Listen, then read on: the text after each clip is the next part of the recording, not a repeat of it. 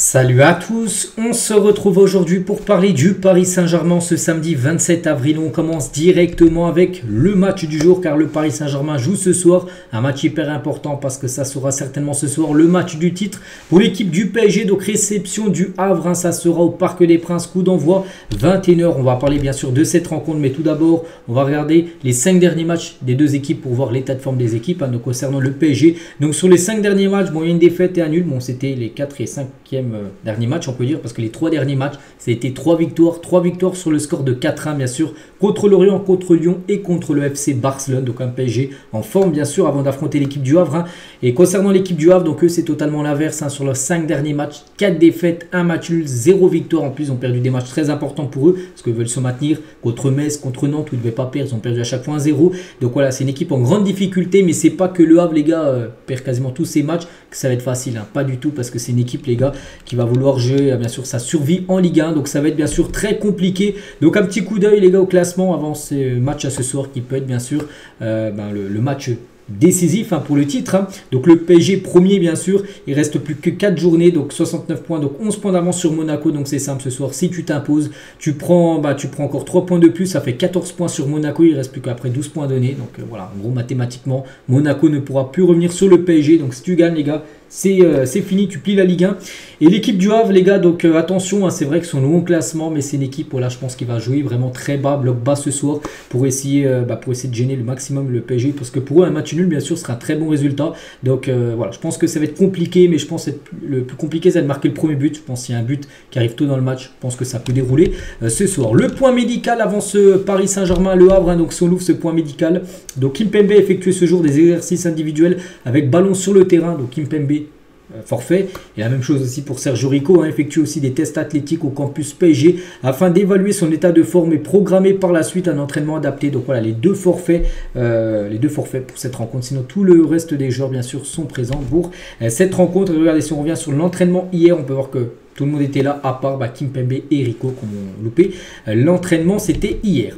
Luis Enrique en conférence de presse, elle avait lieu hier, la conférence de presse, c'est hier vendredi. Donc, on commence à être champion au parc devant nos supporters. C'est un cadre parfait pour profiter, bien sûr, du match.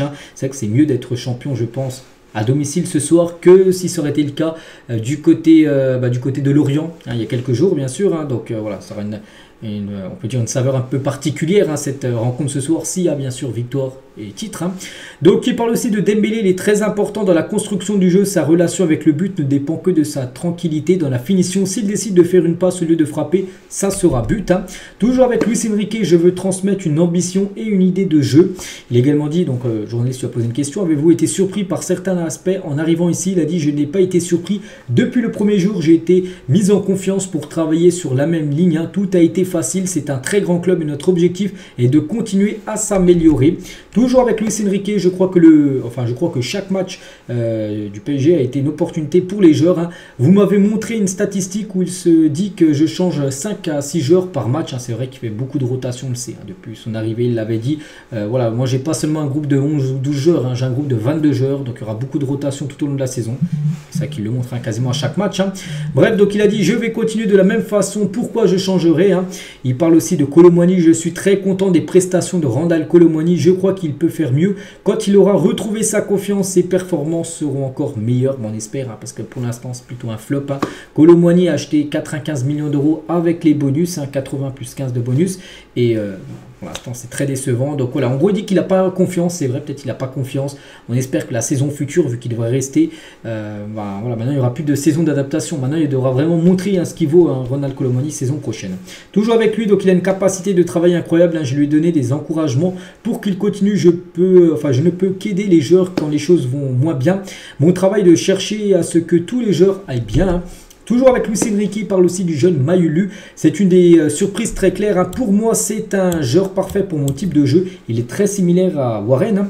Je suis très content qu'il continue au club et qu'il veuille renouveler son contrat ici. Je pense que ça sera un joueur important pour le présent et pour le futur du PSG. Tous les entraîneurs nous passons par des bons et des mauvais moments, bien sûr. J'espère d'être dans l'empathie avec les entraîneurs des autres équipes. Je sais que si vous ne gagnez pas, vous allez être critiqué, même par ceux qui n'ont pas vu un entraînement. Toujours avec Luis Enrique, il parle aussi de Beraldo. C'est que Beraldo, on a un peu moins vu jouer ces derniers temps, depuis son match, on peut dire, honteux, enfin pas honteux non plus, mais catastrophique contre le Barça lors du match aller de Ligue des Champions. Il a dit c'est une très bonne entrée, un joueur si jeune, mais sa capacité d'adaptation et ses performances ont été spectaculaires. Il a été une très bonne recrue grâce à la direction sportive de Campos et un joueur du futur du PSG, au moins tant que j'y serai. Donc voilà ce qu'il a pu dire, mais bon, on sait que il n'avait pas marqué des points lors du match contre le Barça, le match aller. Toujours avec l'entraîneur, donc oui, il y a plus de maturité maintenant qu'en février, mais cela ne fait pas partie d'un processus. Le PSG a changé beaucoup de choses depuis cet été, c'est une période et un cycle de construction. Et je suis convaincu que l'année prochaine, on sera encore meilleur que cette année. Pourtant, cette année, c'est plutôt pas mal ce qu'on peut voir. Et bien, il dit en gros que la saison prochaine sera encore meilleure que cette saison, même sans Kylian Mbappé qui va quitter le club. On arrive en fin de saison dans des circonstances positives. On est dans un moment splendide où on a presque tous les joueurs disponibles sauf Kimpembe et Sergio Rico. Ils ont tous des chances de jouer. Les supporters sont heureux. Cette fin de saison est très attirante, c'est vrai, parce qu'on sait qu'il y a des saisons du côté du PSG où c'était roue libre total. Par exemple la saison dernière où tu te fais éliminer dès les huitièmes de finale la Ligue des Champions, tu te fais éliminer dès les quarts de finale de Coupe de France, il ne reste plus que le championnat. C'était roue libre, voilà, les joueurs ne voulaient même plus jouer. On se souvient des matchs saison dernière, enfin moi personnellement je me souviens que là vraiment c'est mieux, on va dire, quand c'est une fin de saison comme ça où tu es engagé encore dans toutes les compétitions. Voilà, on prend un peu plus de kiff, on va dire, regarder les matchs que à la saison dernière où il n'y a plus rien à regarder, bien sûr. En fin de rencontre, en plus, les matchs n'étaient pas bons. Bref, Luis Enrique sur la compo pour le match du titre ce soir, il a dit « Je vais continuer de la même façon en changeant des joueurs. Pourquoi je changerai? Ce qui change, c'est que si demain, enfin ce soir, on gagnait, on serait champion de façon officielle et le faire devant nos supporters, c'est l'idéal. Et voilà, ce qu'il a pu dire après, il a encore reparlé de Kolo Muani afin de Lorient, ce qu'il lui a pu lui dire. Je crois qu'il est important d'être à côté de vos joueurs quand ils en ont besoin. Kolo Muani est un top joueur, un gros transfert, mais n'est pas au top de sa confiance et je suis à ses côtés. Donc voilà tout ce qu'il a pu dire. Bien sûr, Luis Enrique, un petit rappel ce soir, s'il y a victoire, s'il y a titre, je l'avais dit en milieu de semaine, peut-être qu'il y en a qui n'avaient pas vu l'épisode. Il n'y aura pas de cérémonie, les gars, il n'y aura pas de podium avec tous les trophées. Ça sera remis lors du match contre Toulouse qui sera au Parc des Princes. Ça sera l'avant-dernière journée du PSG en Ligue 1. Donc voilà, ce soir, il n'y aura rien du tout. Voilà. Donc tout le monde sera content, bien sûr, s'il y a le titre. Mais il n'y aura pas de trophée, on peut dire. Le trophée hexagonal ne sera pas remis ce soir. On continue, les gars, et grosse info, on l'a pris hier, c'était hier vendredi. Hugo Ekitike s'engage avec l'Eintracht Francfort. Regardez, c'est sur le Twitter officiel du Paris Saint-Germain. Donc voilà, donc, parce qu'il appartenait au PSG, mais prêté à Francfort, et Francfort a levé l'option d'achat. Donc l'attaquant rejoint le club allemand dans le cadre d'un transfert définitif. Donc il appartient maintenant à 100% à l'équipe de Francfort suite à l'activation de l'option d'achat. Il avait une option d'achat qui a été levée par l'équipe de Francfort. Donc on lui souhaite bonne chance, bien sûr, Hugo Ekitike, du côté de ce nouveau club de Francfort. Donc son passage au PSG, si on fait le bilan, donc un passage très compliqué. La saison dernière, il est en concurrence avec Mbappé, Messi, Neymar, donc très peu de temps de jeu. Bien sûr, quand tu joues avec les trois joueurs là, c'est compliqué à jouer. Donc cette saison, bon, il avait commencé de août jusqu'à janvier, il n'a pratiquement pas joué. Peut-être qu'il a joué 5 minutes, c'est tout. Je me souviens même plus quand il avait joué. Donc il est parti, je pense que c'est le mieux. C'est le mieux pour le PSG, c'est le mieux pour le joueur, pour sa progression, c'est le mieux pour tout le monde. On lui souhaite bonne chance, bien sûr. Donc l'option d'achat a été levée à 20 millions d'euros. Mais pas que le PSG l'avait acheté plus de 30 millions d'euros. Donc le PSG, oui, a perdu de l'argent, a perdu au moins plus de 10 millions d'euros sur Hugo Ekitike. Ils avaient misé beaucoup sur ce jeune joueur qui était à Reims à l'époque et qui a déçu du côté de Paris. Mais bon, voilà, c'est comme ça. Le club était certainement trop grand. Le PSG était trop grand pour Hugo Ekitike. Peut-être qu'il reviendra un jour du côté de Paris. Je sais pas, dans 6-7 ans, ce sera l'un des meilleurs numéro 9 du monde. Ce qu'on lui souhaite, mais bon, voilà, ça a été trop léger, on peut dire, pour l'attaque parisienne. Bonne chance, bien sûr, à Hugo Ekitike qui signe du coup jusqu'en 2029 du côté. Il a signé 5 ans du côté de l'équipe de Francfort. On va parler cette fois-ci dans le sens inverse. Côté arrivé, le PSG bel et bien intéressé par Bruno Guimaraes. Eddie Howe, le coach de Newcastle, confirme qu'une clause d'un montant de 100 millions de livres, 115 millions d'euros existe. Donc voilà, concernant ce joueur, on en parle depuis pas mal de temps. On sait que j'en parle beaucoup parce que le PSG est vraiment très intéressé par Bruno Guimaraes, ce joueur de Newcastle.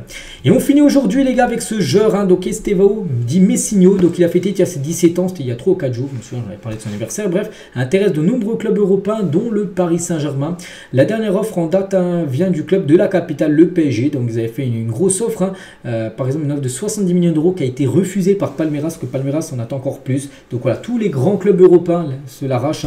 Donc le PSG est bien dans la course pour s'offrir, bien sûr, ce joueur qui a pour surnom Messinho, parce que c'est un grand fan de Messi, donc c'est pour ça qu'on l'appelle Messinho. Donc voilà, peut-être futur parisien. Donc voilà ce qu'il y a à dire aujourd'hui. J'espère que ça vous a plu. Donc nous on se retrouve bien sûr demain.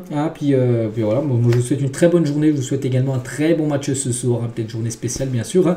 Vu que c'est peut-être la journée du titre, on peut dire en ce samedi 27 avril. Allez, bonne journée à vous et à demain.